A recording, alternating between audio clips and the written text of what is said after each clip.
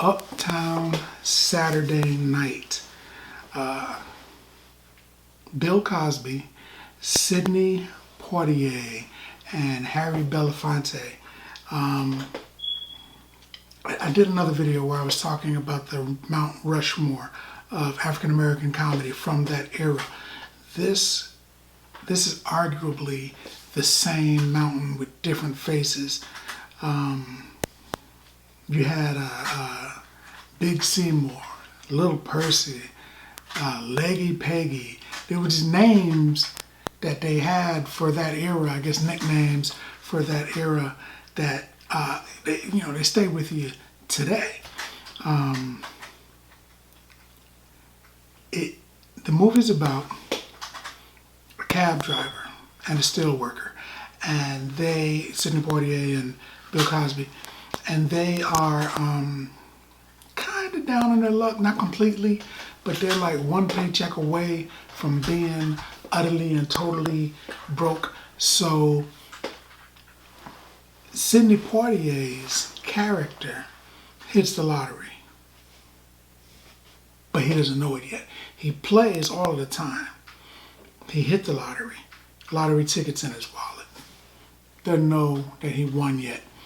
Bill Cosby's character convinces him to go to a nightclub, a speakeasy. There were nightclubs that were illegal. You would go there, nobody was supposed to know where they were at, what the location was, what was happening, if there was, solicitation, prostitutes, if there was illegal drinking and illegal gambling and stuff, happening. It was supposed to be a good place to go and hang out and have a good time. And he convinced him to go.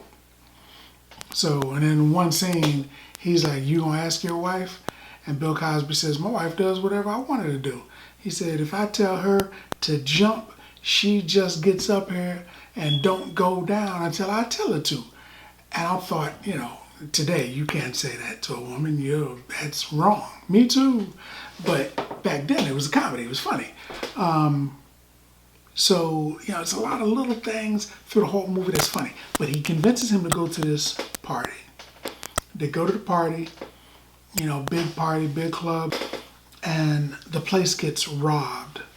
Some people come in and they rob the place. Never have so many done so much for so few. It's something a catchphrase that the robber gives, and then they take off. So the next day, after the robbery, they're home. Sidney Poitier is looking at the news and he finds out he hit the lottery. "Oh my God, I hit the lottery. I won. Wait a minute. Somebody stole my wallet last night."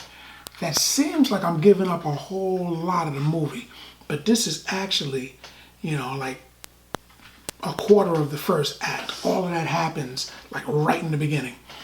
So the rest of the movie, the second and third act, they're trying to track down the villains who stole the wallet. And you got to remember, these guys are,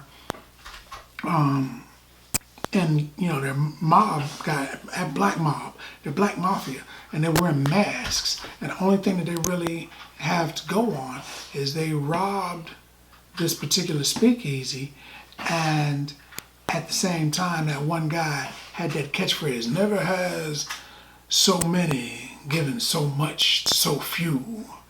And he says it in his raspy voice. It's Harry Belafonte. So they leave. And, actually, I guess that wasn't Harry Belafonte. So they leave, and they got to track them down. So they don't know how to do it. So, sneak appearance, guest star, they go to try to hire Sharp Eye Washington, who's a detective. And it turns out that he's actually Richard Pryor. Richard Pryor is hilarious. And from what I've heard, Richard Pryor was supposed to play the lead role, or Bill Cosby's role, but Bill Cosby at that time was a bigger name.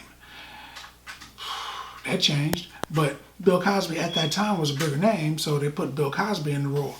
And Bill Cosby and Sidney Poitier did 3 movies together. They did Uptown Saturday Night. They did A Piece of the Action and Let's Do It Again. All three of those knocked it out of the park for me. Any one of those could be a remake for today. In fact, I heard that they're trying to get the right cast together to remake Uptown Saturday Night. They better do it right, better do it justice. But that would be incredible.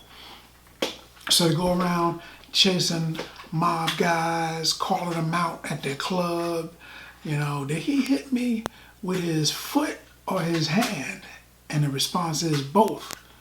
At the same time, it's comedy. It's real, actual, honest to God, 70s comedy, slapstick,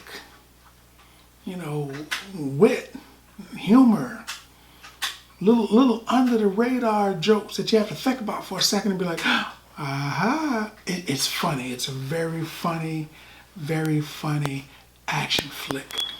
And it's arguably the best. All three of their movies were good. All three of these movies that they did together were incredible. But I almost say that A Piece of the Action is better just because you see that more rarely. I've got all three movies. But if you're talking about like seeing them on TV or, HBO or something like that, that particular one for some reason is shown less often. But I like all three in this movie. I'm not going to give the ending away because I'm hoping that you'll go out and you'll enjoy it, you'll see it, you'll love it, you'll dig it, you'll go into the comments and you'll be like, hey, Popcorn, you was right, dog. That was a good movie. It was. But that's my opinion. I enjoyed that movie so much that I'm going to give this movie 9 bags of popcorn. 9 bags of popcorn for the old stuff, the good stuff. This was a good movie. Think I know what I'm doing today. Watch that movie. This was a good movie. I enjoyed it, and I hope that you enjoyed it. But if you like the video, if you like the content, subscribe, and then like.